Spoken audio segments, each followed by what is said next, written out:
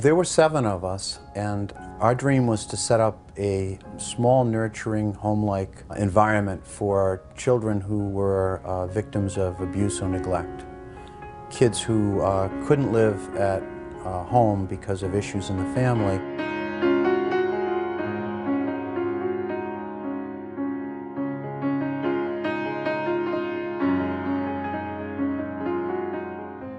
Through our various jobs, we saw children who were the products of several foster homes that were unsuccessful, and each time the rejection was palpable. I mean, you could just see it and feel it with the children, and self-esteem was very low. So there were no group homes for younger children in Rhode Island at that time.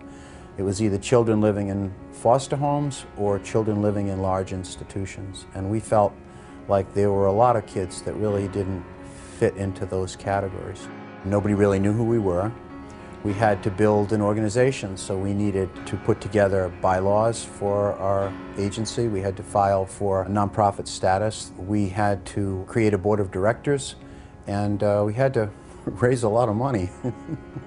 First, we needed a piece of property, obviously, for the kids to live. And at that time, a lot of Catholic schools were closing, and the convents were being left unoccupied. And so we went to the Diocese of Providence and met with the bishop's real estate agent. And he had several properties, and so we rented a former convent on the grounds of St. Teresa's Church in Burrowville, actually in the village of Nasonville. And it was just a perfect place for us and for the kids. We had to do some cosmetic work, wallpapering and painting, but structurally it was very sound. It is located on 5.5 acres of wooded land, so it was wonderful for younger kids. The kids were very involved in the group home. They all had chores to do, and it needed to be that way. We didn't have money for a cook or a housekeeper, and so it was like any other family in that respect. It was always funny, it was always humorous when we arrived, when the Tannerhill gang arrived, whether it was at the beach or the grocery store, or the movie, or wherever, all these different faces. None of them looked like the adults they're accompanied by, and it was always interesting to see the looks on other people's faces, as if to say, who the heck are these kids and where are they from? We had no problem with referrals. We could have started 10 Tannerhills if we had the staff and the money.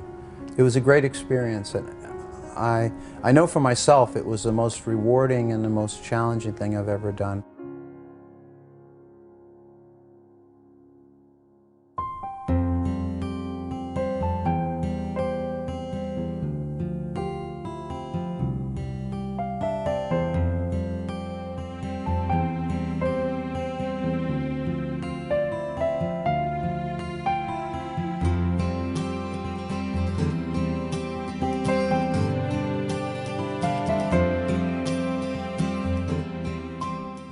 I've been at Tannerhill for as long as I have because of the children. They're a joy to be around every day. When I first started working here, we only had the 2 houses in Pasco, the girls' house and the boys' house here in Pasco. When I got involved with Tannerhill in probably about '86, they were still not too far from their origins at St. Teresa's, and they had only recently purchased a house next door to me, with which we shared a driveway. At the time, it was still sort of the grassroots, pull it together and keep it simple and it was a relatively new idea of residential programs in a home setting. I can remember seeing a 4.5-year-old boy arrive with a social worker and her getting his little suitcase out of the car and arriving there because his older brother was there. And you see that happen out of the kitchen window. You could tell by the noise levels. If I could hear a lot of kids crying next door, you knew, somebody had either been arriving or they'd been at a home visit and gotten all that trauma stirred up again. Over the years, each of the directors has added another layer of professionalism. And I got on the board when Sister Mary Lozanne was the director, and she was a wonderful leader, had great ideas for making the place look nice so that the kids had a sense of pride where they lived. And there were other people on the board who just had this commitment to making sure that we can provide the professional services and the skills and the level of staff. Sometimes it's not necessarily the money. It's just giving of yourself. That would be just fine. Many of the people, like Mark Brigido, is the owner of the grocery store. I currently sit on the board of directors acting as board chair. Been on the board for about 12 years.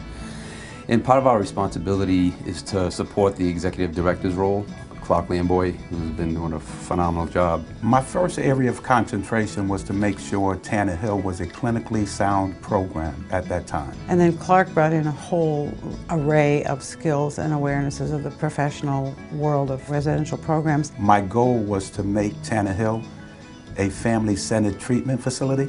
Keeping them in a home-like setting, but also upping the level of education, background of the staff. I always viewed treatment as a family systemic problem and not a child's problem, so this approach pretty much covered the family unit. I grew up in the East New York section of Brooklyn, New York, and as a child, I grew up as a disadvantaged child, as a deprived child. I grew up in the welfare system in Brooklyn, New York, and it gave me a sense of urgency to support some of those same type of children that I once was. And so after I attended the University of Rhode Island on an athletic scholarship, I got into the field of childcare. And as the executive director today, I'm more involved in developing programs that could support the community and support families right from their home. We purchased this property in April of 1999. We invited DCYF and our program monitor came, and some of the officials from the department came and experienced this. My family was here, my mother was here. I believe the mayor of Woonsocket might have been here. So it was a community gathering. When we added the third house, we also added full-time clinicians. They were part-time and then they went full-time. Then we opened the Specialized Foster Agency, and then we just most recently got approved for the Strengthening Families program. That's a very different kind of service than the founders imagined, but it's still very much based in their original idea of child-based and home-based care for the children, non-institutional. So we've grown immensely over the years. It's been a joy to watch.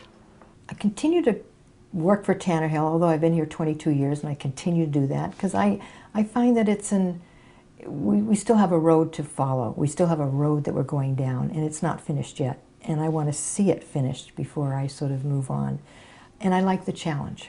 You have to figure out how you're going to take that dollar and make it stretch and work for everybody. And I find it exciting. You know, it's not a 9-to-5 job. It's a lot more than that. One moment that stands out to me that I'll never ever forget is we had a boy, he was up for adoption and waiting for quite a long time, and a woman came to Tannerhill and we brought him up so he could meet her, and when we told him that she was here because she wanted to adopt him, he said, "Me? She's here for me?" And that's just something I'll never forget.